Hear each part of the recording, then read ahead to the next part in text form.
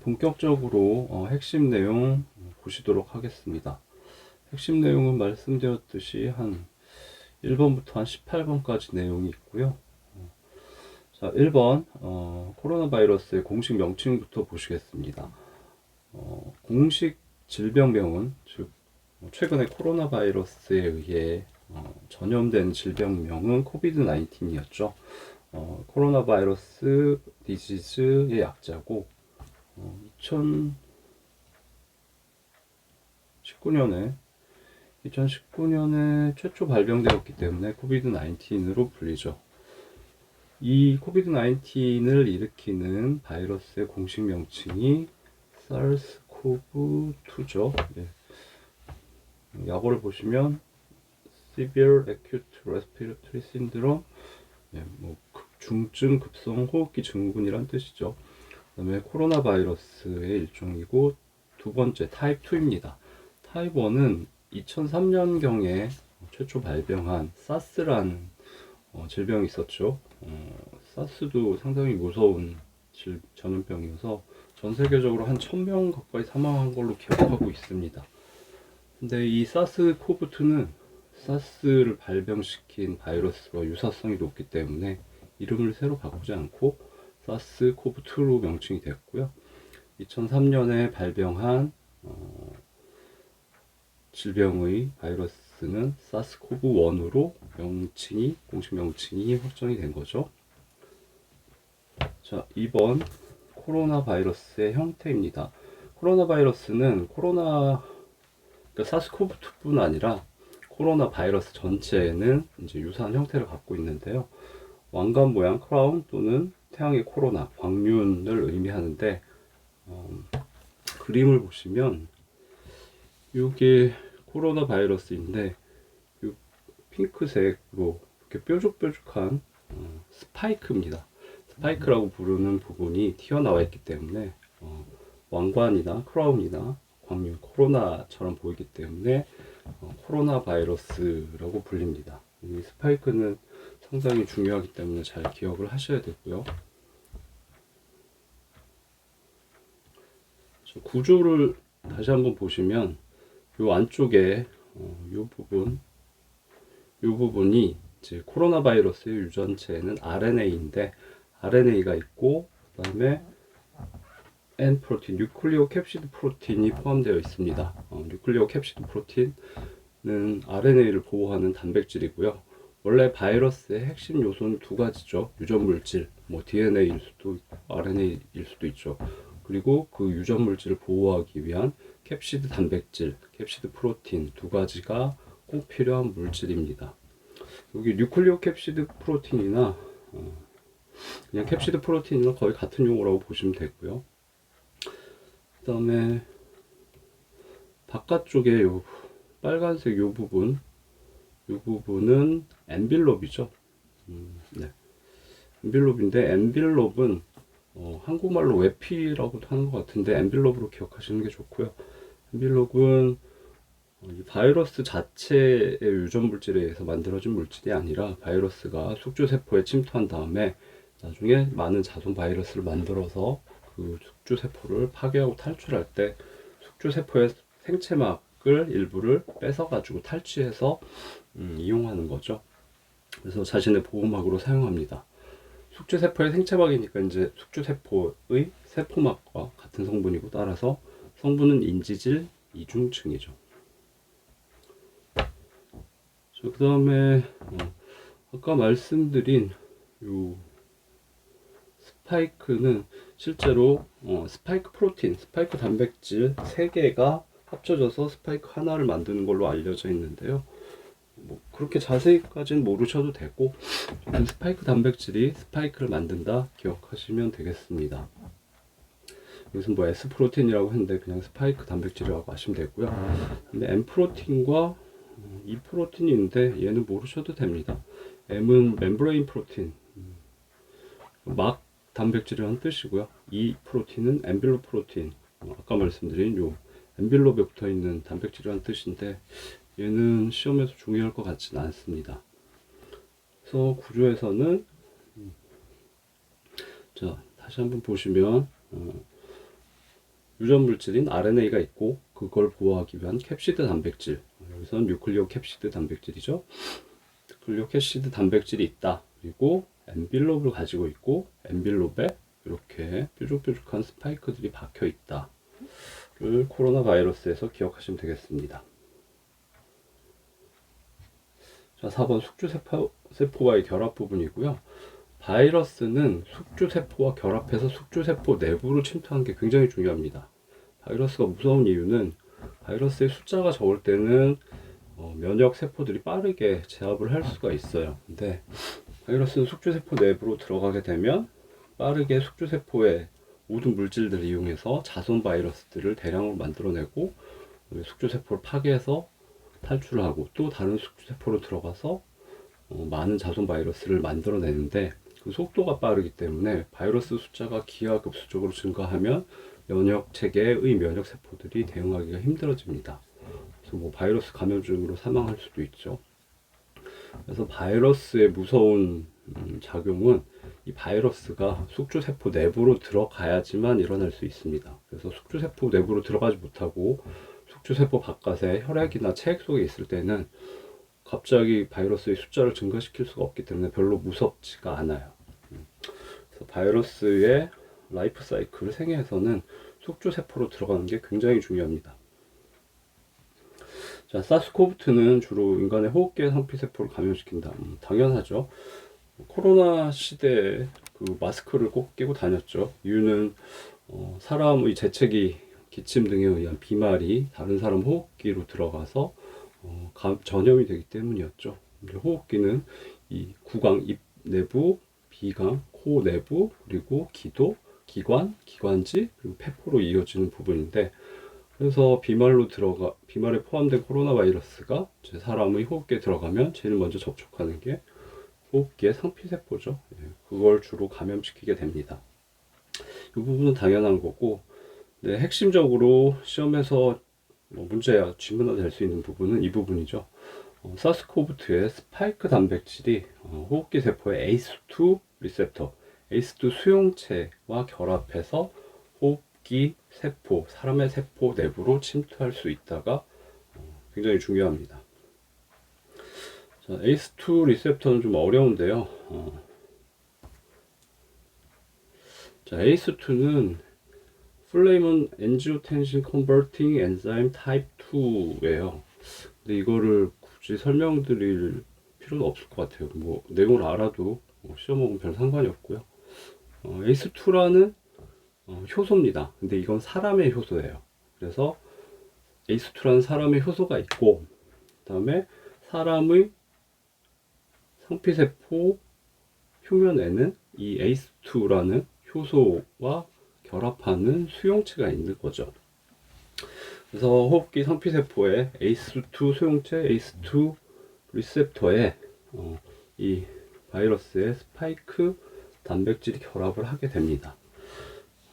근데 ACE2 리셉터, ACE2 수용체는 ACE2와 결합하는 수용체인데, 이 스파이크 단백질이 ACE2라는 사람의 효소와 모양이 닮아 있는 거죠. 그래서 바이러스가 사람의 세포를 속이는 거예요. 그래서 바이러스의 스파이크 단백질이 사람의 효소인 ACE2와 유사하기 때문에 ACE2 수용체가 ACE2다 그러고 결합해서 이 바이러스를 사람 세포 안으로 집어넣게 됩니다. 그러면 바이러스가 사람 세포 내부에서, 숙주세포인 사람 세포 내부에서 대량으로 증식하면서 무서운 결과를 낳게 되는 거죠. 자, 그래서 단순 암기지만 시험에서 중요할 수 있기 때문에 기억을 하셔야 되고요. 스파이크 단백질이 사람의 상피세포 표면에 있는 ACE2 리셉터 수용체에 결합할 수 있는 이유는 스파이크 단백질이 ACE2라는 사람의 효소와 비슷하게 생겼기 때문이다까지 기억하시면 되겠습니다.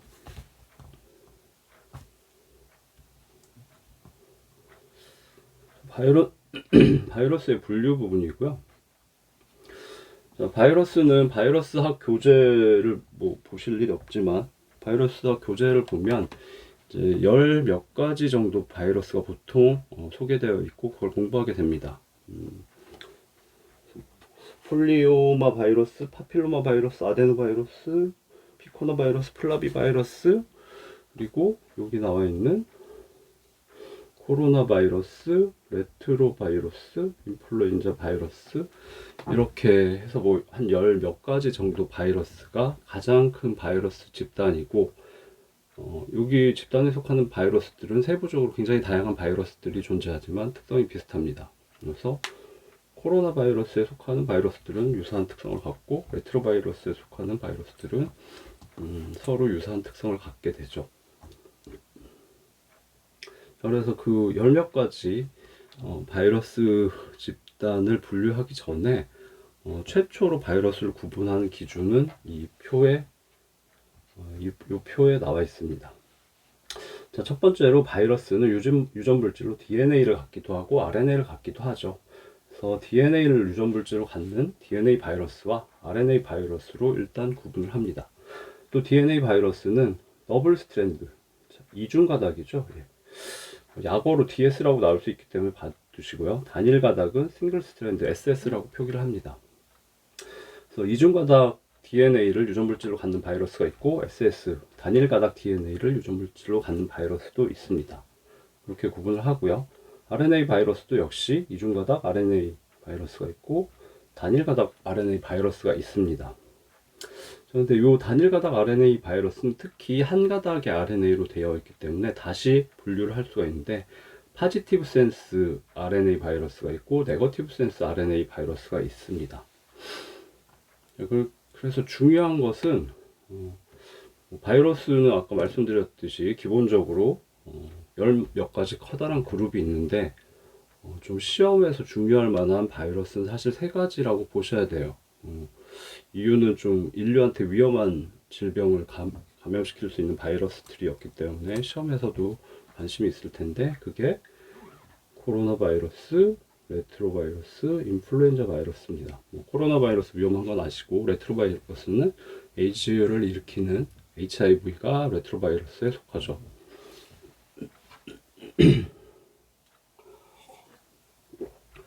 그다음에 인플루엔자 바이러스는 매년 반복되는 다양한 독감, 또 인플루엔자 바이러스고, 그다음에 조류 독감, 그다음에 신종플루 등이 인플루엔자 바이러스입니다. 그래서 이 세 가지 바이러스는 출제될 가능성이 있기 때문에 기억하셔야 되는데, 그 분류상의 위치를 정확히 아셔야 돼요. 근데 다행히 쉽죠. 코로나 바이러스와 레트로 바이러스는 단일 가닥 RNA 바이러스인데 파지티브 센스입니다. 인플루엔자 바이러스는 단일 가닥인데 네거티브 센스 바이러스입니다. 이 위치를 잘 기억하시면 되겠습니다. 자, 그래서 다시 반복이지만 사스코브2 같은 코로나 바이러스는 유전 물질로 단일 가닥 RNA를 갖는다. 그 다음에 이 단일 가닥 RNA는 파지티브 센스다를 기억하셔야 되고요. 파지티브 센스와 네거티브 센스가 무슨 의미인지 처음에는 그렇게 감이 오시지 않을 수 있는데, 쉽게 얘기하면 파지티브 센스 RNA는 라이보솜이 붙으면 번역이 잘 일어나서 바이러스의 단백질을 만들 수 있는 게 파지티브 센스입니다. 바이러스는 라이보솜 보통 갖고 있지 않습니다. 숙주세포의 라이보솜, 리보솜을 이용하면 되기 때문에. 근데 파지티브 센스 RNA는 숙주세포의 라이보솜이 결합되면 정상적으로 번역이 돼서 아미노산들이 쭉 붙어서 폴리펩타이드를 형성하고 바이러스의 단백질을 만들어낼 수가 있습니다. 반대로 네거티브 센스 RNA는 라이보솜이 붙어도 바로 정상적인 단백질을 못 만들어내는 RNA라고 생각하시면 되겠습니다. 이 부분을 이해하기 위해서 예시로 이제 그림을 그린 거고요. 파지티브 센스 먼저 보시면은 실제로는 뭐 여기 요만큼 파지티브 센스 단일 가닥 RNA죠. 요만큼 예시를 썼지만 실제로는 훨씬 더 길겠죠. 자, 처음에 이제 게시 코돈 부분이 있죠. AUG, 그 다음에 종결 코돈이 있고, 그다음에 여기 3개씩 코돈들이 있는데, 여기에 숙주세포의 라이보솜이 결합하게 되면 번역이 제대로 일어납니다. 그래서 뭐 AUG 게시 코돈에 해당하는 메치오닌, 알라닌 뭐 이런 식으로 류신까지 붙어서 폴리펩타이드를 만들어낼 수 있죠. 바이러스의 단백질을 성공적으로 만들어낼 수 있습니다. 파지티브 센스 RNA는 숙주세포에 라이보솜이 붙으면 직접적으로 바로 정상 폴리펩타이드 단백질을 만들 수가 있습니다. 네거티브 센스 RNA의 경우는 아까 보신 요거는 위에 거하고 같은 서열을 가진 파지티브 센스죠. 네거티브 센스라는 건 요 파지티브 센스의 상보적인 서열을 갖는 단일 가닥 RNA예요. 요 아랫부분에 해당이 되죠. 파지티브 센스가 이쪽이 5', 이쪽이 3'이면 역평행이기 때문에 상보적인 RNA 가닥은 우측이 5', 좌측이 3'입니다. 그 다음에 A에 대응되는 상보적인 U, U에 대응되는 A, G에 대응되는 C 이런 식으로 쭉 서열을 쓸 수가 있겠죠. 그런데 생물학에서는 항상 5'에서 3'으로 좌측에서 우측으로 표시하는 게 원칙이기 때문에 이렇게 바꿔놓게 됩니다. 그리고 물론 숙주세포의 라이보솜이 여기 RNA에 결합돼도 번역을 하려면 5'에서 3' 쪽으로 이동하면서 번역을 하게 되죠. 자, 그래서 좌측부터 우측으로 5'에서 3'으로 표시를 하게 되면 코돈을 보시면 얘는 세린의 코돈이고 얘는 히스티딘의 코돈이긴 한데 일단 게시 코돈부터 없어졌죠. 게시 코돈도 없기 때문에 번역이 불가능하고 실제로 코돈이 다 달라집니다. RNA 서열이 완전히 파지티브 센스 RNA와 서열이 다르기 때문에 숙주세포의 라이보솜이 결합해도 정상적인 폴리펩타이드를 형성할 수가 없습니다. 그래서 네거티브 센스 RNA라는 건 숙주세포의 라이보솜이 결합됐을 때 바로 정상적인 번역을 할 수가 없는, 번역이 불가능한 서열이죠. 네거티브 센스 RNA는 번역을 할 수 없는가? 그건 아니고요.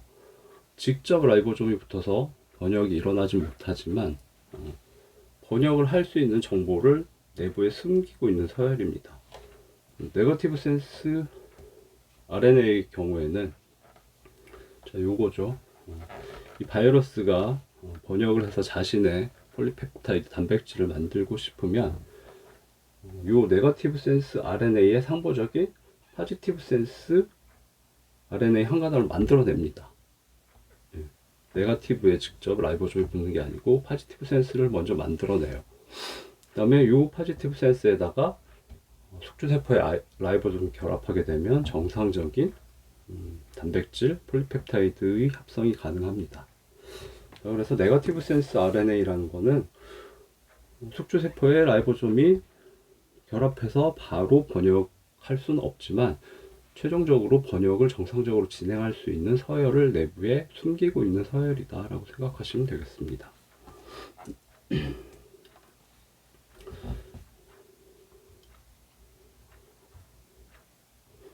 다음은 좀 간단한 부분이고요.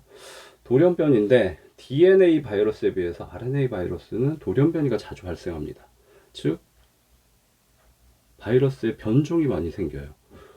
코로나 바이러스도 변종이 계속 생겨서 문제가 심각했었죠. 그래서 인류한테는 좀 대응하기 어렵고 그 다음에 치료제 개발이 어렵죠. 이유는 DNA라는 물질은 자가 수정 기능이 존재하는 경우가 많습니다. DNA는 보통 생물에서는 유전 물질이기 때문에 바이러스를 제외하고 모든 생물의 유전 물질은 DNA죠. DNA가 복제할 때 서열이 잘못되면 그 세포가 죽거나 그 생물이 생존하기 힘든 상황이 되기 때문에 유전 물질인 DNA는 복제할 때 굉장히 까다롭게 정확하게 자가 수정을 하면서 복제를 하게 되죠. 프루프 리딩을 기억하셔야 되는데 그래서 DNA는 자가 수정 기능이 있는 반면에 RNA는 그렇게 자가 수정 기능이 없습니다. 그래서 RNA는 돌연변이가 복제 시에 많이 생겨요. 그래서 바이러스 입장에선 변종이 많이 생기고 그래서 인류 입장에선 대응하기 어렵고 치료제 개발이 어렵다. 간단히 그 내용 아시면 되겠고요. 7번 RNA의 구조입니다. 얘도 조금 특이한 부분인데 그냥 가볍게 보시면 됩니다. 자, 사스코브2의 RNA는 5' 캡하고 3' 폴리 A 테일을 갖습니다. 그러면 사람 세포 내부에 이 사스코브2에 RNA가 침투하게 되면 사람 세포는 진핵세포죠. 근데 진핵세포에서